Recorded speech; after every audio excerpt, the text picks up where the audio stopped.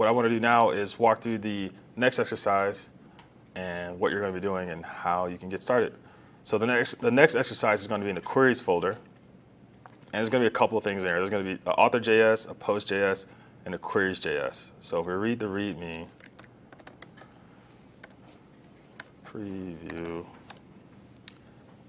In this exercise, you will have to add relationships between models, and then you'll have to use those models to create slightly more advanced queries than the last exercise. So exactly what I just showed you. Building relationships between these two models, and then writing some slightly more advanced queries. So check out to the start branch if you haven't already. I'll refer to this README for how to run your test. It is a new test command, so it's not the same test command you ran last time. The only thing that's changed is the path. Again, this is so it filters out the tests that aren't necessary for this exercise. So you only see tests for this exercise.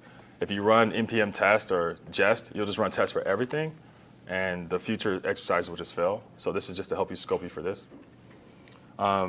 So basically, yeah, the things you're going to be working on are the post model should have a one-to-one author field that points to the author collection. So what that means is this post field should have an author field here that points to the author collection, basically. It should be one author. So a post should have one author, basically. What else is saying is the post model should also have a one-to-many field called similar post field that points to post. So that was really confusing, but basically what that means is there's another field inside the post object that's called similar post, and it's an array of posts. It points to itself. Yeah, I know we didn't talk about that, so you might be thinking, what does that mean? Yeah, I promise you it's no different. That's the trick. So that's like a one-to-many, right? So this one post can relate to many other posts, so you're getting like some type of like graph type things. If you imagine if you're on a blog post at the bottom, it's like, here's some similar posts. That's what that's for. So you got that. What else you'll be doing is you're going to get all the post model tests to pass. So this test associated with those schema changes. And then you need to get all the query tests to pass. So if you go look at the queries, it's very much like you did last time. There's some empty functions in here that take some arguments with some very descriptive tests. You got to get the test to pass. I only showed you about like 60%, maybe 70% of what you need to get these to work. As you get down the list, they're going to get more difficult.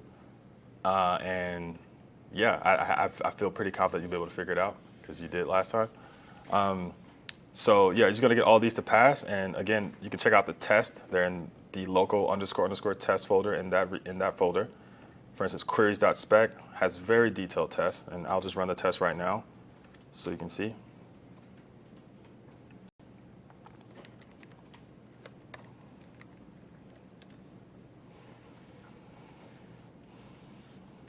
So it looks like there's 2 suites, 8 failed, which is exactly what we were expecting. And for instance, the queries, you can see it's testing a post by title, get a post by title. The next one is getting a post by an author. The next one is finding all posts in between 2 content lengths. The next one is find post by ID and populates everything on that post object. There's another one that says only selects fields given. Didn't really talk about that, but I think you can figure it out. And this last one is should be able to add relationships to a post. So we only talked about querying for them using arrays. Now you're going to have to add for them. And I can give you a little tip in a minute what that looks like. But these 2 are going to be pretty challenging. The rest of these, we just did all of these. And then below are just going to be the tests for the actual schema changes. That second to last one is basically GraphQL, am I right? This one? Like only give me the fields that I'm asking for? It works very well with GraphQL. But yeah, I use this with GraphQL all the time. The answer is in the name. I'll tell you that. Select. But yeah, this allows you to what they call projection, right? You can project. You can tell the database to only project these fields. Like a post might have all these fields, but you only want these fields. So how do you tell the database to only give you these fields versus getting back all the fields and then using JavaScript to only select the fields? That's very wasteful. You can have the database do that for you. So that's what this is. Ask the database for only the minimum amount of thing that you need. So that's what this does. So yeah, it does work very well with GraphQL. You can take a GraphQL query that has these fields, feed it straight to this, and only get those fields. And it's just like perfect.